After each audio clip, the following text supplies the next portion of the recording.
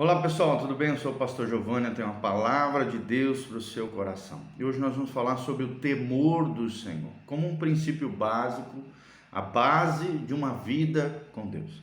Infelizmente a gente sabe que muitos homens, mulheres, caminham de forma tola ao longo da sua vida, como se Deus não existisse.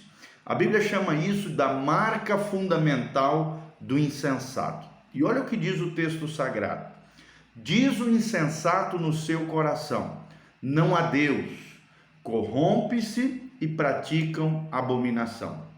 Já não há quem faça o bem. Isso está no Salmo de número 14, versículo 1. Então, qual é a atitude do insensato?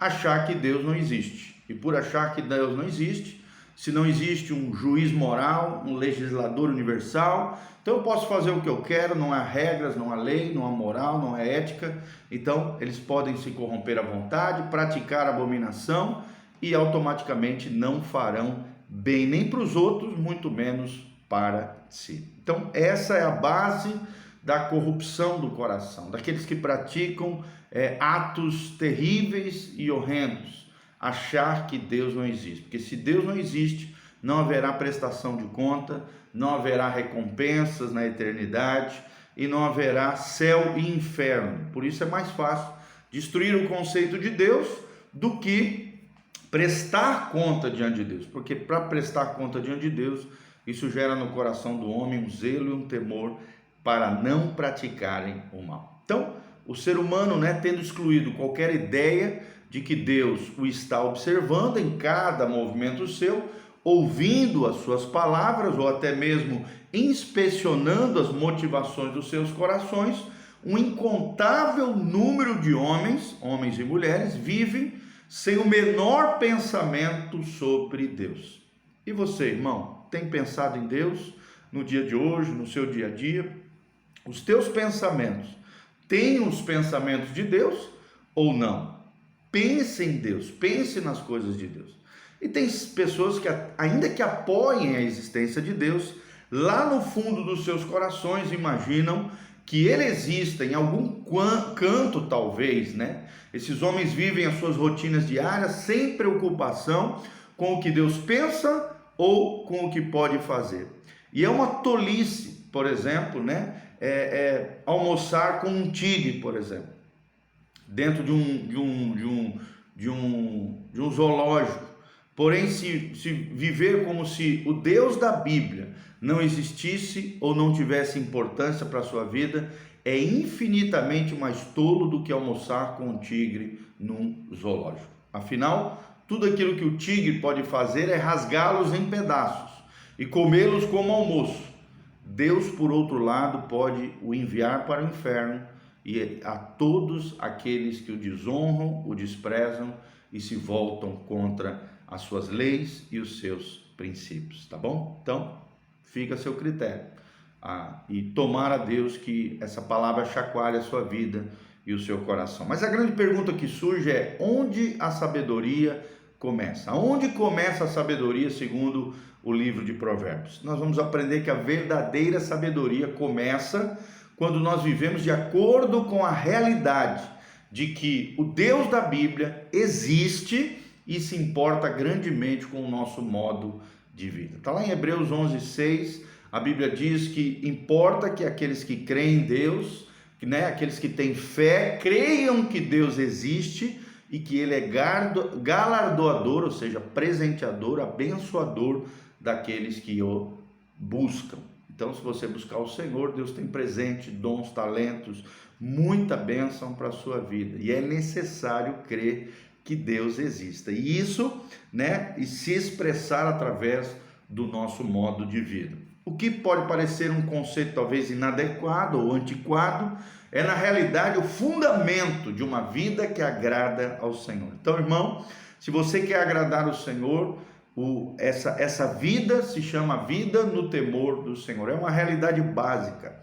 Provérbios 9, versículo 10 diz: o temor do Senhor é o princípio da sabedoria. Vou repetir: o temor do Senhor é o princípio da sabedoria. Provérbios 9, versículo 10. O temor do Senhor é o primeiríssimo passo em direção às veredas, aos caminhos, aos trilhos da sabedoria. Então, se você quer realmente ser uma pessoa sábia, influente, eficaz, abençoada, em tudo que você faz, tenha o temor do Senhor. Uma das definições, básicas do que é o temor do Senhor, segundo Jerry Bridges, um grande escritor cristão, ele diz que é uma adoração reverente. Uma adoração reverente. Temor do Senhor é igual a uma adoração reverente.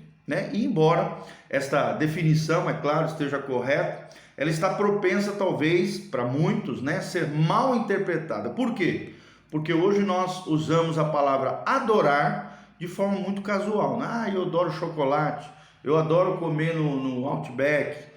É usada, infelizmente, a palavra adorar parece que perdeu sua essência, o seu valor, porque é utilizada de forma casual por muitas pessoas. A definição adequada da palavra temor é uma emoção em que pavor, veneração e espanto são variadamente misturadas. Olha só, a definição mais adequada para a palavra temor, de temor do Senhor, é uma emoção em que pavor, veneração e espanto são variadamente misturadas, entrelaçadas, convergem entre si. Então, essa definição certamente se aplica a uma visão correta do Deus Todo-Poderoso, do Deus da Bíblia, do El Shaddai, do Deus Todo-Poderoso, e de forma alguma se aplica a um sorvete, a um chocolate, não importa quão bom ele seja. A palavra adoração não pode ser usada de forma casual ou com leviandade, jamais. Mas quais são os componentes do temor do Senhor? Nós vamos iniciar falando sobre isso. Quais são os componentes?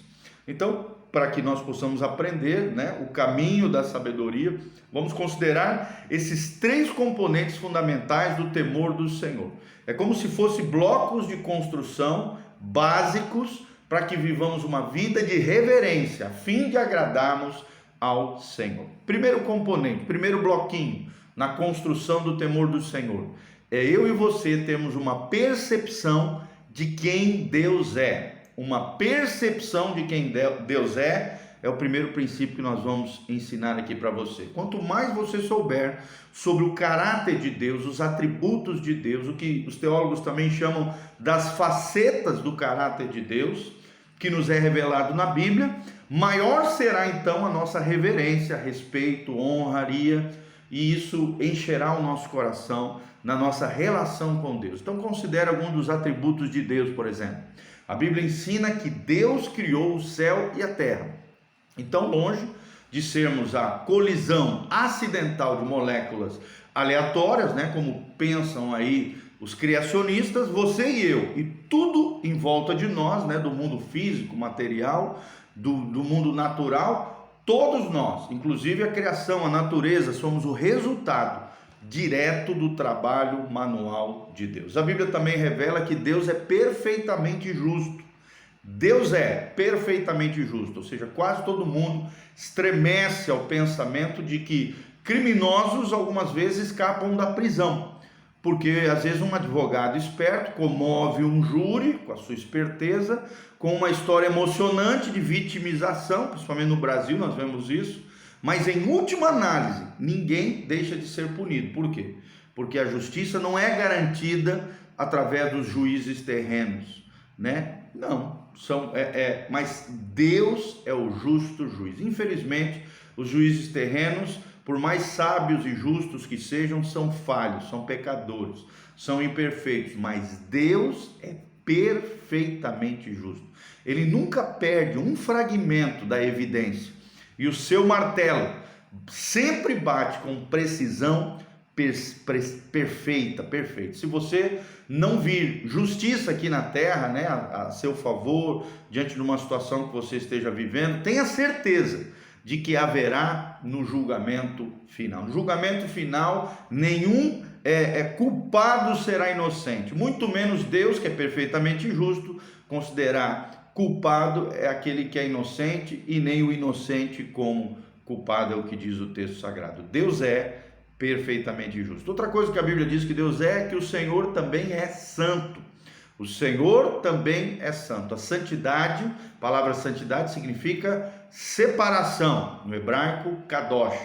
Deus está completamente separado de e sobre toda a sua criação. Ele está além da sua criação. Ele transcende a sua criação. Deus também está completamente separado de toda e qualquer forma de mal. Ele não é conivente com o mal, ele não pode produzir o mal.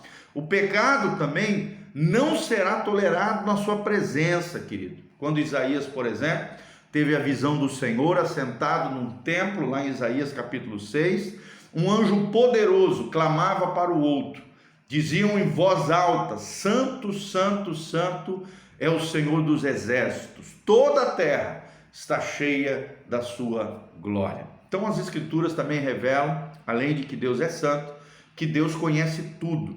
Ele é onisciente, ou seja, ele conhece aquilo que é, aquilo que era e aquilo que há de vir. Ele também é onipotente, o El Shaddai, aquele que tem todo o poder. Ele é onipresente, ou seja, ele está em todos os lugares. Ele é um Deus também que se ira, um Deus de glória. O temor de Deus então começa realmente a se desenvolver na medida em que você percebe de fato e ficará diante desse santo, justo juízo, e que você e eu, todos nós, seres humanos, prestaremos contas de cada um dos nossos ditos e dos nossos feitos diante de Deus. Há pelo menos 3 outros atributos que fazem uma profunda diferença entre a versão cristã e a não cristã do temor de Deus. Se um não cristão obtivesse, por exemplo, a verdadeira compreensão do ódio de Deus pelo pecado e do juízo certo que está para vir sobre a terra, ele viveria sim em temor e terror diante de Deus. Mesmo Adão e Eva, no jardim do Éden, após a queda pelo seu pecado, se esconderam da presença de Deus. Por quê? Por causa do medo. Um cristão, no entanto, viu mais do caráter de Deus, não apenas sua justiça e ira, ele também vê o seu amor, a sua misericórdia, a sua graça divina, e a combinação de todos esses atributos de Deus é revelada poderosamente na cruz de Cristo, na cruz de Jesus de Nazaré. Na morte de Jesus, a justa ira de Deus contra o pecado, mas também o seu amor, a sua misericórdia, a sua graça pelos pecadores que se arrependem, estão ali juntos, no mesmo local, na cruz de Jesus, enquanto Jesus suportou a ira de Deus, no lugar dos filhos de Deus, no lugar de todos os seres humanos que se arrependem. Longe de ser uma forte contradição, um Deus a ser temido e um Deus que nos ama, de forma harmoniosa se fundem maravilhosamente. Então, uma apreciação da graça de Deus, apesar dos muitos pecados humanos, transforma o nosso terror do Senhor numa reverência santa por alguém que é, ou seja, Deus, ao mesmo tempo santo de um lado e justo de outro, bondoso de um lado e misericordioso.